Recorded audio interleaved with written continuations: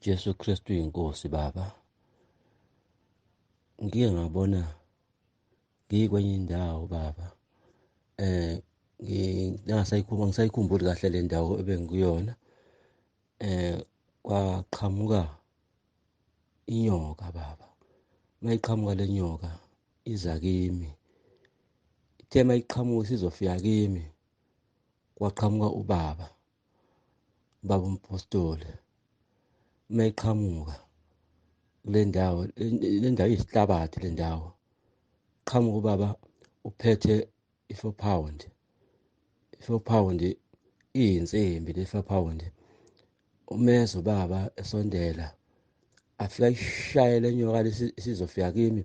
Ayishaye le nyoka ichifike ikhanda.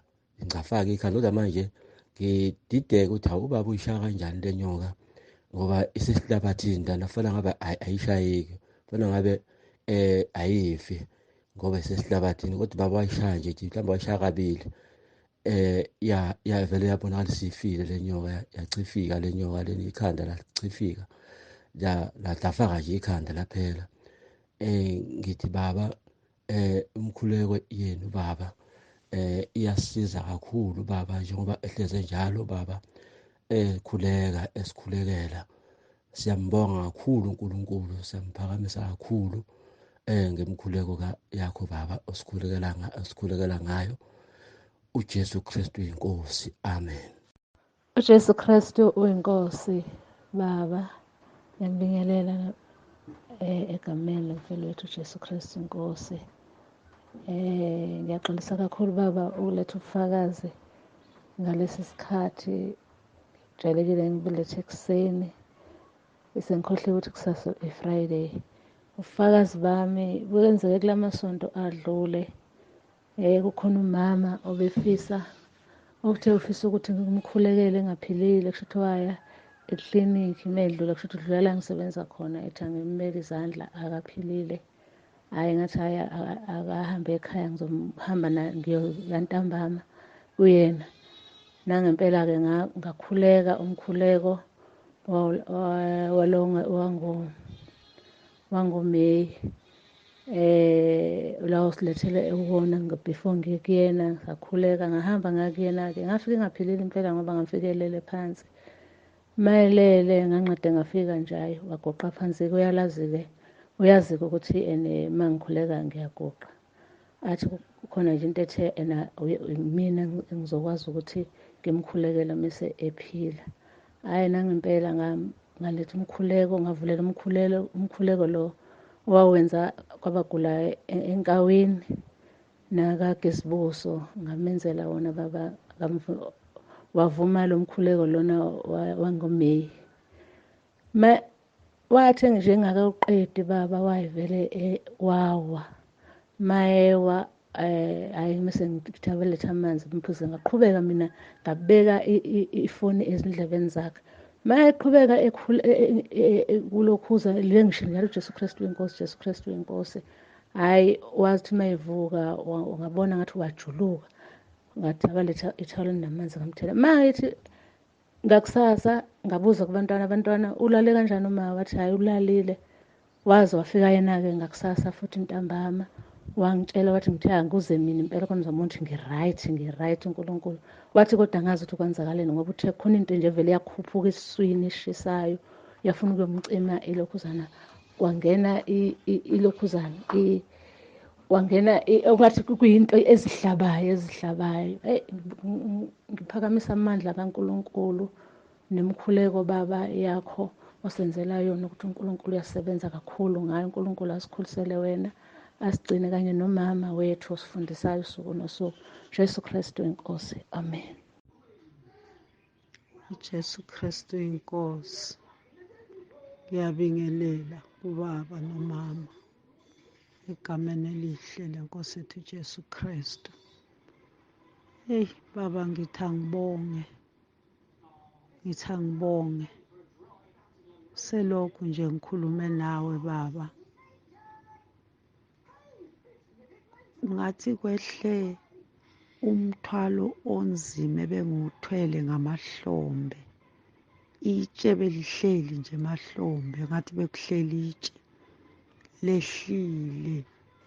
Ngizizwa ngilula. Bengithi mangikhuleka kuvele kuze into engathi imnyama izovala, ivale nje ngikhuleke kunjalo, kodwa ngibone ukuthi umkhuleko wami nje awuyindawo. Kodwa nje baba, selokhu ngikhulume nawe konke lokho kusukile. Ngiyabonga baba, ngiyabonga. Awu ngiyabonga. Ngiyambonga uNkulunkulu esimkhonza njalo. Ngikhulekela ukumkhonza uNkulunkulu. Ngikhulekela ukumkhonza uNkulunkulu. Baba, siyabonga kakhulu uNkulunkulu ukusivusela wena, ukusivusela inceku eneqiniso njengawe, iqiniso elingasafunwa, elingasakhulunywa. Kukhulunywa nje ivangeli le-prosperity, akusakhulunywa ivangeli lokuhlukana nesono. Nalapho ubukade uthembe khona ukuthi mhlawumbe la lisakhulunywa, kodwa uthola ukuthi sekukhulunywa ivangeli le-prosperity. Baba, siyabonga. uNkulunkulu akugcwalise njalo. Siyakhuleka nasemkhulekweni nje basigquqa, siyakubeka ukuthi nje uNkulunkulu akugcwalise njalo. Siyakudinga kakhulu baba, sisakudinga. uNkulunkulu sikhulekela ukuthi asibekele wena ngoba sisakudinga.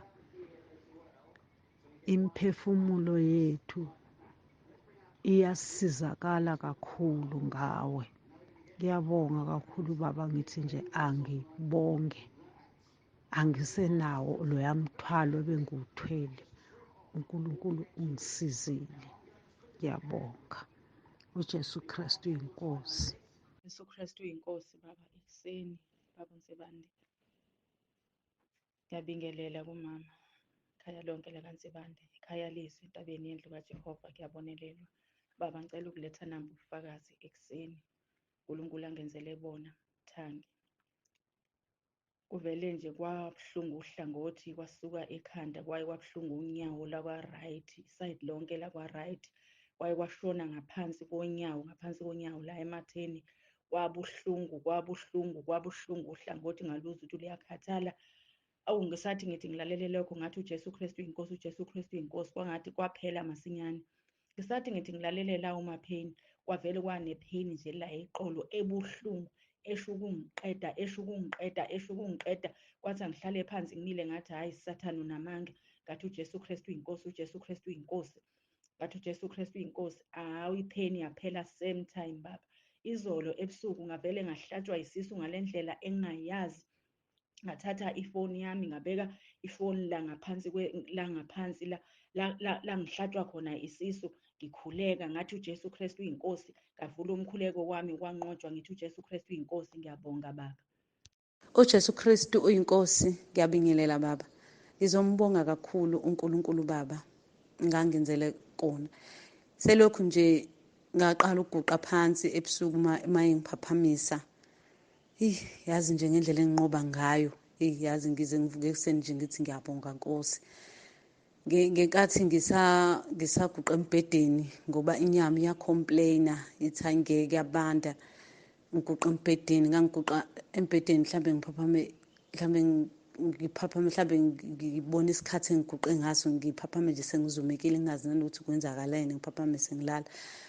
Kodwa nje selokhu ngayisithathela isinqumo ukuthi no, ngiyehla manje. Hayi, ngiyanqoba ngalolu hlobo olumangalisayo. Ngiyabonga kakhulu baba. Ngithi uJesu Kristu uyinkosi. uJesu Kristu inkosi. Ngiyabingelela baba Nsibande, ngiyabingelela umama Pastor, ngiyabingelela ekhaya leZwi, ngiyabingelela entabeni yendlu kaJehova. Kuyabonelela manje noxolisa nje ngomsindo engikuwo endaweni engikuyo egameni lenkosi. Ngiba ngasho ukuthi akufumani indawo e-right. Ngiyaqonda ukuthi ngenxa yokuthi amaxesha ngizawuthi ngideske ndilibale. Kwenzekile ukuthi ngibe nabo ubufakazi bendinabo kwiveki ephelile. Kulaa nto ukuthi ukufumana buvela Thursday kube ile suku kanye logqibelo uba ungathunyelwa ngalo. Kafika elisuku ke ngoku kuMonday, like uMonday ufumaniseke ukuthi sele kukhona obungobunye bulibaleke obuya. Ndimane uxolisa kulaa ndawo ukuthi uNkulunkulu uyazenza izinto, zinintsi izinto azisenzela zona, ezinye ziye zilibaleke egameni lenkosi. Ndifuna ukuthi bendibambeke kakhulu kwiveki ephelile, ndibanjwe yiflu, kubuhlungu yonke indawo, kungekho ndawo engabuhlungwanga. Ndade ndaba nesigqibo sokuthi mandihambe ndiye eshophu ndiyothenga le nto kuthiwa yi-lemon ukuze ndithi ndilale ndiphunge yona, ndigqumathele ndilale kuzophuma ifiva. Kuthe kusenjalo kwathi qatha laa mthandazo kaBaba Ntsibande wangoMeyi. Ndacela umzalwana wandithumelela wona, ndasebenzisa wona, ndasebenzisa ukholo. Ndithe sendiyithengile kwakho into ethi no, awunabasayisela le nto ubuyoyithenga, khawuyeke usebenzise umthandazo lona. Ndasebenzisa wona ke ndayiyeka lona, ndabe sayisebenzisa le bendizayisela lemon leyo. uThixo wandinceda kakhulu, ndavuka ndiphilile kungekho yonke le nto bendiyiva nokwakugodola nomzimba obuhlungu. Ndiyambonga kakhulu uNkulunkulu, ukhulu uThixo osenzela kona ezintweni zonke. Ngenxa yamaxesha nje kuye ngelinye ixesha kulibaleke kulaa nto uba ubufakazi funeke bube nexesha elithile obudlulisa ngalo.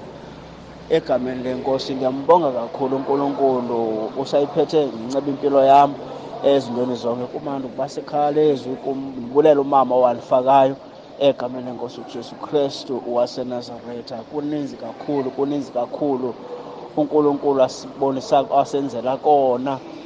Ndisela amazwi alo wakho ukumbonga uNkulunkulu ngegama lenkosi uJesu Kristu waseNazaretha. uJesu Kristu inkosi, amen.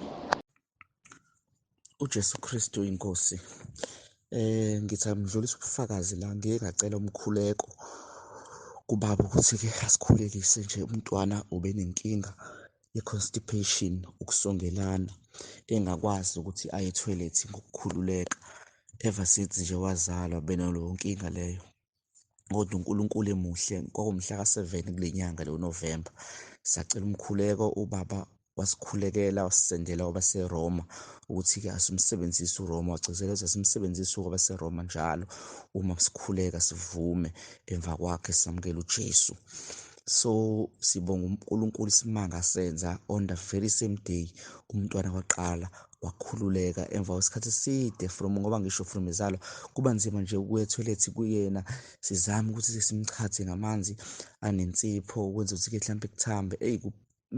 Mise ethoyilethi ubuke ukuthi umntwana bethwele kanzima, manje sekuzophuma manje igaqa ey'nkulu, ubuke ukuthi bekunzima impela umntwana akhale.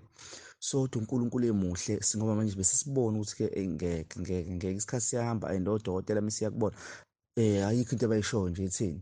So manje before siye kwi-scan, manje sithi sifuna ukuya kwi-scan sibone ukuthi kwenzakalani, sathi ngeke, ake sike sibikele ubaba, sicela asikhulekise. Nahambela ubaba-ke wasikhulekisa, wasigcizelela ukuthi-ke asibeke ucingo, sikhuleke naye umntwana kwabaseRoma 10. Nampela sakhuleka nomntwana. On the very same day umntwana wakhululeka, wakwazi ukuthi aye kahle ethoyilethi kuze kube namhlanje. Besilindile ukuthi-ke sifuna ukubonisisa kahle ukuthi impela kwenzakalani manje. Umntwana impela ngabe uKristu Jesu semsizile yini? Kuze kube namhlanje baba, siyambonga uNkulunkulu ukuthi-ke usemkhululile umntwana, useyayiyela ethoyilethi kalula, akasenankinga, uyadla manje. Siyivulele inhliziyo kakhulu manje. Siyambonga nje uNkulunkulu emuhle empilweni zethu. Siyambonga uNkulunkulu esenzela isimanga esifana nalesi. Impela kwabaseRoma 10 verse 9 uyawenza umehluko wampela. Isho ulala uyeza ukuthula enhliziyweni uba nakho, noma usuphaphama ekuseni, ukuthula nje usuku nakho nje emoyeni. Kuba mnandi nje, kuba mnandi. Siyambonga uNkulunkulu baba ngalesi senza senzele sona. uKristu Jesu inkosi, amen. Jesu Kristu inkosi, baba umpostoli nomama kanye nomndeni wakho, egameni lenkosi yethu uJesu Kristu ophilayo. Entabeni yendlu kaJehova kuyabonelelwa nasekhaya leZwi. Baba, ngiyabonga ukungithumelela imikhuleko hawu ney'fundiso zakho kanye nomama iy'nkonzo zonke. Hawu nginabo ubufakazi ngabaseRoma 10 verse 9 noJesu Kristu inkosi. Kodwa-ke phephisani ngomfundisikazi u-LT Cele osesenkosini. Ngamuzwa ngenkonzo yomama. Hawu baba, Isaya 41 verse 10, aniqinise uNkulunkulu ngokuba nisithwele ngisho sesizimpunga. Hawu siyabonga uNkulunkulu, akanibiyele anivikele. uJesu Kristu inkosi. Ngiyabingelela ekhaya leZwi, ngibingelele kuwe baba nomama, ngibingelele abazalwane basekhaya leZwi, ngiphinde ngibingelele abazalwane basentabeni indlu kaJehova kuyabonelelwa. Nami ngizobonga umusa uNkulunkulu angenzele wona. Ngike ngaphathwa yisifesane, washintsha umuno wabahlaza. Ngisho kanye nje ukuthi uJesu Kristu inkosi. Hey, uNkulunkulu wangenzela umusa, sekupeyina. Kwavele kwathula kanti bese kushintshe nekhala. Hhayi ngabona amandla kaNkulunkulu. Kanti seziningi izinto nje engizinothisile. Uma nje sikhuluma kanye nje sibiza nje le gama, sisho lesivumo ukuthi uJesu Kristu inkosi uqhela izinto njengoba ubaba Hlalasho athi kuguqa konke, kuguqa amadimoni. Namhlanje bengiyofunela umntwana ispace esikolweni, umntwana obengahlali nami usezohlala nami. Ngahamba-ke ngayomfunela. Mangifika esikoleni ngisesemotweni ngakhuleka ngathi uJesu Kristu inkosi. Ngakhuleka. Bavele bamthatha abangisokolisanga. Ngibonile nje ukuthi la cha isandla sikaJehova, akusiyisandla somuntu, akusiyinhlanhla noma yini, kodwa umusa kaNkulunkulu. Cha siyabonga uNkulunkulu. Izifundiso esizithola la siyakheka imihla nemihla, kuningi esikufundayo. Kuyacaca nasengqondweni ukuthi loku akufani nokwabantu, loku kwaJehova. uJehova uqobo lwakhe. Hey sibonga kakhulu baba, uNkulunkulu akubusisa nandisele ekhaya lakho, anibusisa sigcinele nina. Siyabonga kakhulu siyondleka. Jesu Kristu inkosi. uJesu Kristu inkosi baba.